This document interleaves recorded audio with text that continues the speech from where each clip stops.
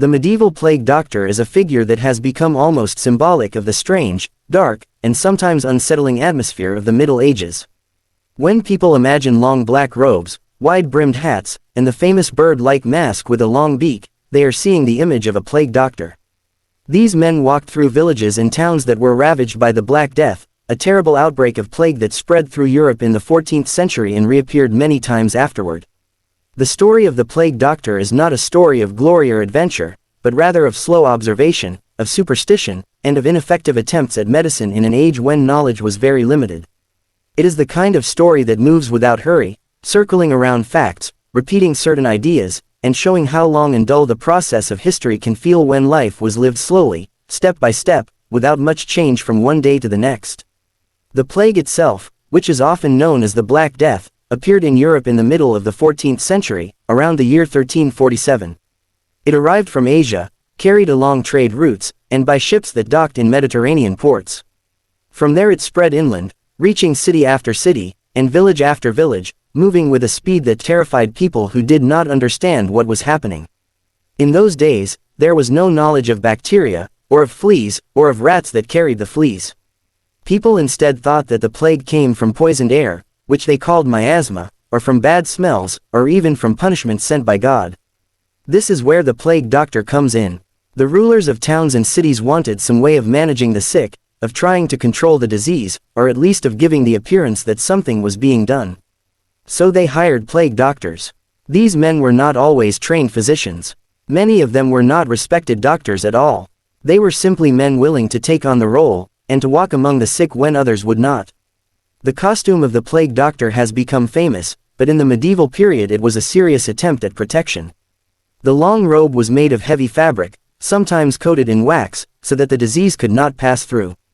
The wide-brimmed hat was worn as a sign of their profession, but it also served as a kind of shield. Most striking of all was the mask. The mask had round glass eyes and a long beak-like nose that curved outward. Inside the beak, the plague doctors stuffed herbs, spices, vinegar-soaked sponges, and sometimes strong-smelling substances like lavender or camphor.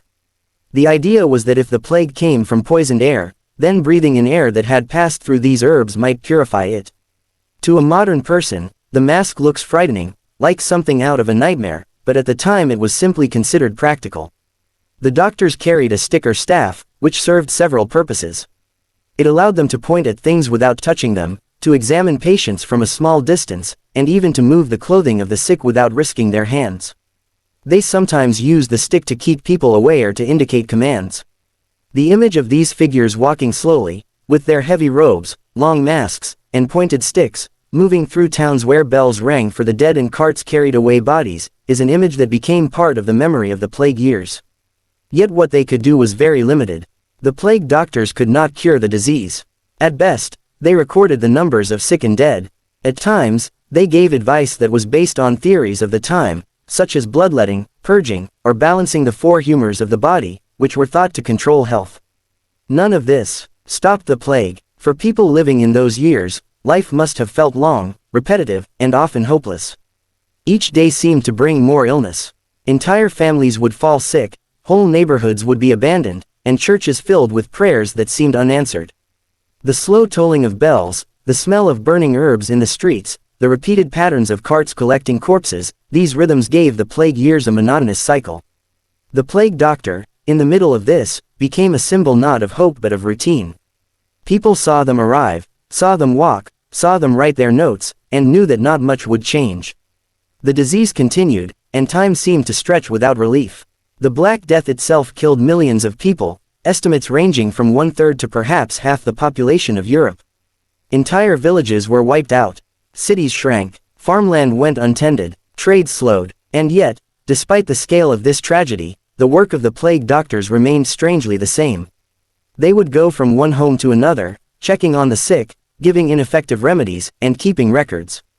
Their presence was part of the scenery of despair. Their bird-like masks may have stood out, but in the slow days of the plague, even that image became ordinary to those who saw it often. What was once frightening became familiar, and familiarity itself has a dulling effect. The story of the plague doctor is therefore not one of excitement, but one of weariness, of repetition, and of ordinary human attempts to deal with something beyond their understanding.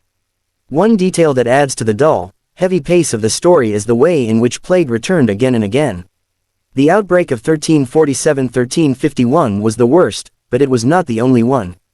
In the years that followed, smaller outbreaks happened repeatedly. Every decade or two, a city might see the return of plague. Each time, plague doctors would appear again, with their robes and masks, carrying their sticks, repeating the same motions, offering the same remedies, recording the same grim numbers. This cycle went on for centuries. People were born, grew up, and lived in a world where the plague could return at any time. The dull rhythm of fear and disease became a background to life. When the plague was absent, people remembered it. When the plague was present, they endured it. And in both cases, the role of the plague doctor was the same, steady and unchanged. It is worth noting that many plague doctors themselves died of the plague. Their protective clothing was not truly effective. They still breathed the same air, they still touched contaminated objects, and they still lived among the sick. The costume delayed infection perhaps, but it did not prevent it. Some doctors survived, but many did not. Yet even this became part of the monotony of history. One plague doctor dies, another is hired, the role continues. Cities signed contracts with plague doctors, promising them a salary, and sometimes promising payment to their families if they died. This made the job attractive to some men, even if it was dangerous. But from the point of view of the long story of history, it all feels like repetition. Each city hires, each city suffers, each doctor comes and goes, and the plague itself remains the true main character.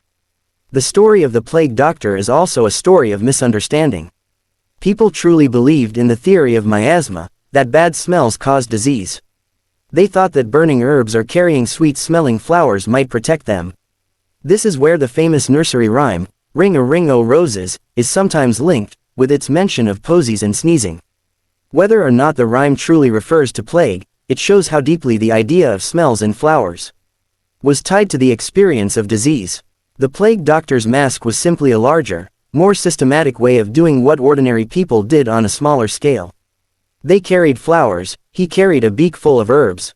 The monotony of superstition, repeated over generations, became part of the long, slow history of disease. In modern times, the image of the plague doctor has been made into something dramatic, even theatrical. People wear the masks as costumes, or in plays, or as symbols of darkness. But the real medieval plague doctor was far less exciting. He was not a magician, nor a mysterious figure of horror. He was an ordinary man, doing an ordinary job, in an ordinary way, during a time of extraordinary suffering. And that is what makes the story slow, heavy, and even dull. It reminds us that history is often not about dramatic moments, but about the long wait of repetition. Each day in the plague years looked much like the one before. Each visit by the doctor was similar to the last. Each remedy tried and failed. Each record written. And then the next day, the same again. When we look back now, we know that the plague was caused by the bacterium Yersinia pestis, carried by fleas that infested rats, and spread to humans. We know that antibiotics today can cure the disease. We know that the mask and robe did little. But at the time, there was no such knowledge. The story of the plague doctor is, in that sense, the story of ignorance stretched across centuries. A story of trying, failing, and trying again. Not in bursts of excitement, but in slow, steady patterns that lull the mind like a repetitive tune. That is why, if told as it truly was, the history of the plague doctor becomes less a tale of drama and more a tale that can put one to sleep. It is the kind of story where the details blur together, where one mask looks like another, one stick points like another, one set of records reads like another. It is the kind of history that drones on, with the same facts repeated, until the listener drifts into slumber. And so, the plague doctor continues to walk through the corridors of memory, not with haste, not with excitement, but with slow steps. His beak points forward, his robes rustle quietly, his stick touches the ground, and his notes are written in the same hand as those before him. He moves on, from house to house, from street to street, while the bells toll, and the air hangs heavy with the same smell of herbs and smoke. He moves on, and the story moves on, without hurry, without change, repeating itself until it feels timeless. And perhaps, in that timeless repetition, the story itself becomes not only history but also a kind of lullaby. A dull, heavy lullaby of robes and masks, of bells and carts, of sickness and waiting, of life and death circling slowly, endlessly, until sleep comes.